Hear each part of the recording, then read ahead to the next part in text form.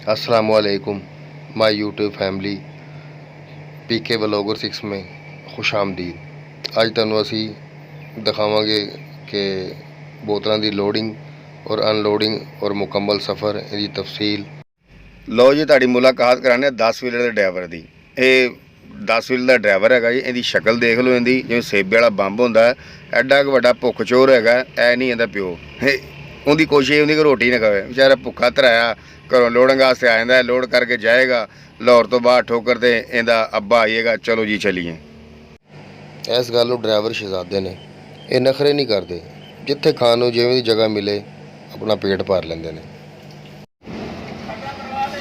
देखो जी लोडिंग हो रही है बोतलों की, वो लिफ्टर लोड करते पे ने गड्डियां नूं। गर्मी च हस रहा, इनकी मेहरबानी है सारी, इनका दिल नहीं करता कि असीं चले जाइए। फाइनली गड्डी साड़ी लोड हो गई है, हुण असीं कांटा करा के गेट तो बाहर होवांगे। अब बड़ी मज़ेदार कंपनी हैगी, तुसीं कदी आओ ना, तुहानूं लगेगा नहीं असीं पाकिस्तान च ही लगेगा जिवें असीं बाहर दे मुल्क हाँ। लाहौर तो बाहर निकल आए हाँ ते हुण डीजल डलवा रहे हैं असीं हैगे 17 लाल पंप। ते डीजल का तुसीं रेट देख लो, चैक करो कितना हैगा। ते मीटर तो इन्नी स्पीड ते चल रहा जिवें ने ओलंपिक च कोई मैडल लैना होवे। खैर जिन्नी स्पीड ते चलदा ना, ड्राइवर अपने दिल ते वैसे हत्थ रख लैंदा। की करिए, अपना पेट भरना तो फिर गड्डी का तो भरना ही पैंदा ना, मजबूरी है। अच्छा जी, गड्डी का डीजल तो हो गया, पेट भर गया। तो हुण रात का तकरीबन 10 का टाइम है, तो असीं हुण जा रहे हैं। ये गुजरांवाले च कांटा है सरकारी।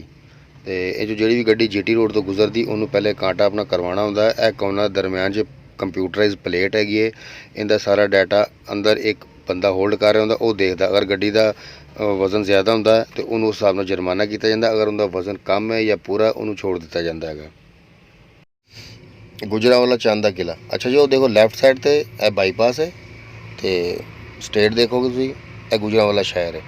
तो दिन नूं गड्डी बाईपास हो जाती है, तो रात को गड्डी 11 बजे तो बाद गुजरांवाला एंटर कर सकती है, यानी कि शहर करा सकती है, या माल की लोडिंग अनलोडिंग 11 बजे तो बाद कर सकती है। तो उस तो पहले तुसी मतलब वड्डी गड्डी नूं, कमर्शियल गड्डी नूं अलाउ नहीं है रात 11 तो पहले। इस टाइम असीं मौजूद है गुजरांवाला शहर से। तो ये सामने जी गड्डी जा रही है, एक कोक कंपनी की है, खाली है, पता नहीं कितने जा रहा है। जदों का गुजरांवाले च ब्रिज बनया ना, तो गुजरांवाले की खूबसूरती च इजाफा हो गया, ना कि इजाफा हो गया। तो ट्रैफिक के मामलात बहुत ज़्यादा सी, वो भी हल हो गए हैं, क्योंकि शहर काफ़ी वड्डा है, ट्रैफिक ज़्यादा है, आबादी ज़्यादा है, अंदरून शहर है। तो ब्रिज बनने नाल खूबसूरती भी हो गई है, ट्रैफिक के मामलात भी हल हो गए हैं। गुड मॉर्निंग लाला जी, मौसम चेक करो, तुसी यूरोप में भी भूल जाओगे। देखो तो सही कितना प्यारा मौसम है। सुबह 6 का टाइम है, अभी गुजरात क्रॉस कर रहे हैं बाईपास। सुबह का टाइम है, रात को बारिश हुई है तकरीबन 2-3 बजे।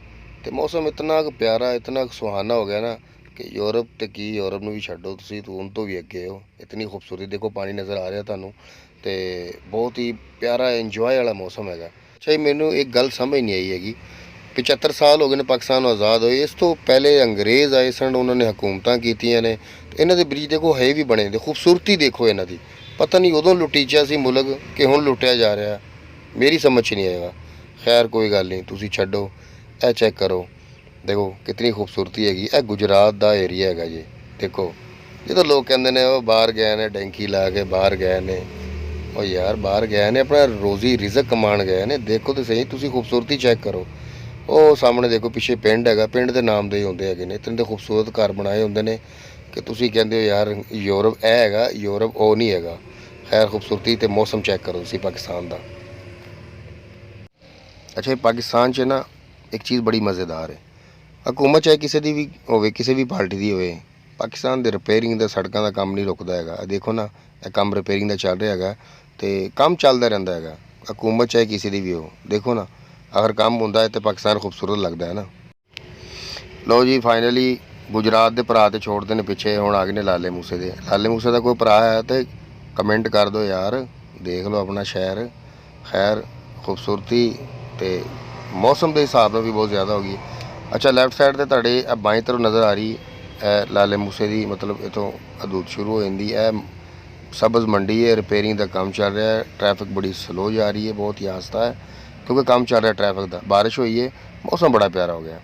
ਤੇ ਇਹ ਲੈਫਟ ਸਾਈਡ ਜੋ ਤੁਹਾਨੂੰ ਇਹ ਲੋਕ ਨਜ਼ਰ ਆ ਰਹੇ ਨੇ, ਇਹ ਹੈਗੀ ਸਬਜ਼ ਮੰਡੀ ਜਾਂ ਫਰੂਟ ਮੰਡੀ ਤੁਸੀਂ ਕਹਿ ਸਕਦੇ ਹੋ।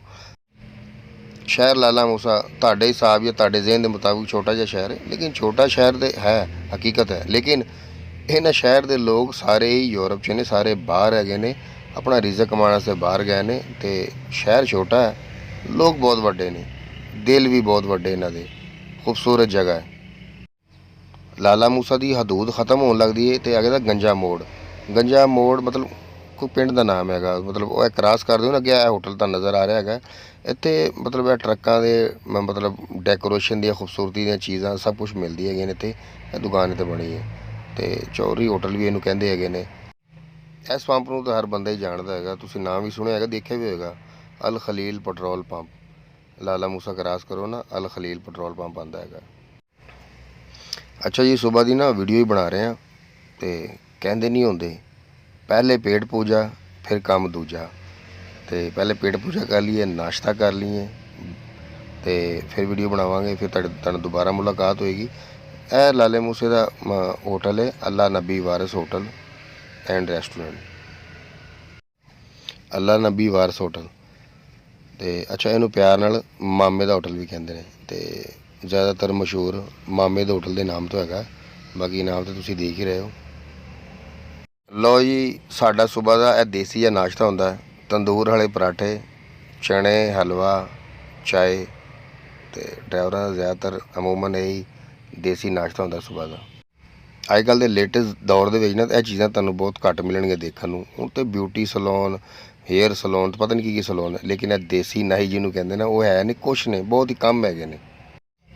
ਅੱਛਾ ਜੀ, ਪੂਰੇ ਪਾਕਿਸਤਾਨ 'ਚ ਵੀ ਇਸ ਪੈਟਰੋਲ ਪੰਪ ਦਾ ਨਾ ਬਹੁਤ ਨਾਮ ਹੈਗਾ, ਅਲਗਾਨੀ ਪੈਟਰੋਲ ਪੰਪ ਖਾਰੀਆਂ, ਯਾਨੀ ਕਿ ਲਾਲਾ ਮੂਸਾ ਦੇ ਖਾਰੀਆਂ ਦਰਮਿਆਨ 'ਚ ਆਉਂਦਾ ਹੈਗਾ।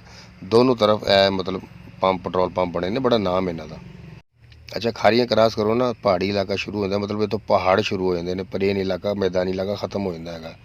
ਤੇ ਅਸੀਂ ਉਤਰਾਈ 'ਚ ਹੈਗੇ ਹਾਂ, ਉਹ ਪਿਆਰ ਨਾਲ ਪਿਆਰੇ, ਉਤਰਾਈ ਬਹੁਤ ਜ਼ਿਆਦਾ ਹੈਗੀ ਹੈ ਤੇ ਇੱਥੋਂ ਪਹਾੜ ਸ਼ੁਰੂ ਹੋ ਜਾਂਦੇ ਨੇ। ਹੁਣ ਅਸੀਂ ਪਹਾੜਾਂ 'ਚ ਹੀ ਹਾਂ। ਲਾਸਟ ਟਾਈਮ ਮੈਂ ਤੁਹਾਨੂੰ ਦੱਸਿਆ ਸੀ ਬਾਰਿਸ਼ ਹੋਈ ਰਾਤ ਨੂੰ, ਤੇ ਬਾਰਿਸ਼ ਹੋਈ ਹੈ ਤੇ ਮੌਸਮ ਦਾ ਤੁਹਾਨੂੰ ਅੰਦਾਜ਼ਾ ਹੋ ਹੀ ਰਿਹਾ ਨਾ ਵੀ ਕਿਤਨਾ ਪਿਆਰਾ ਮੌਸਮ ਬਣਿਆ। ਤੇ ਬਾਰਿਸ਼ ਰਾਤ ਨੂੰ ਮਤਲਬ ਜ਼ਿਆਦਾ ਹੋ ਗਈ ਹੈ, ਮੌਸਮ ਇਤਨਾ ਪਿਆਰਾ ਹੋ ਗਿਆ, ਮਤਲਬ ਗਰਮੀ 'ਚ ਸਰਦੀ ਦੀ ਫੀਲਿੰਗ ਆਉਣ ਲੱਗ ਪਈ ਹੈ ਤੇ ਇਸ ਕਰਕੇ ਪਾਣੀ ਜ਼ਿਆਦਾ ਇਕੱਠਾ ਹੋ ਗਿਆ। ਖੈਰ, ਜਿਹਨੇ ਜਾਣਾ ਉਹਨੇ ਕੀ ਪਾਣੀ ਦੇਖਣਾ ਹੈਗਾ, ਤੇ ਮਤਲਬ ਥੋੜ੍ਹੀ ਬਹੁਤ ਦੇਰ 'ਚ ਨਿਕਲ ਜਾਏਗਾ, ਐਡਾ ਕੋਈ ਇਸ਼ੂ ਨਹੀਂ ਹੈਗਾ। ਤੇ ਬਾਰਿਸ਼ हुई है ना, बारिश में फिर पानी तो आता है ना, बारिश होती तो पानी आता है, जब ज़्यादा बारिश होती तो ज़्यादा पानी होता है। तो समझ लो कि ज़्यादा पानी आ गया, ज़्यादा बारिश हो गई है। अच्छा जी, हुण असीं आ गए हैं जेलम टूल प्लाज़ा।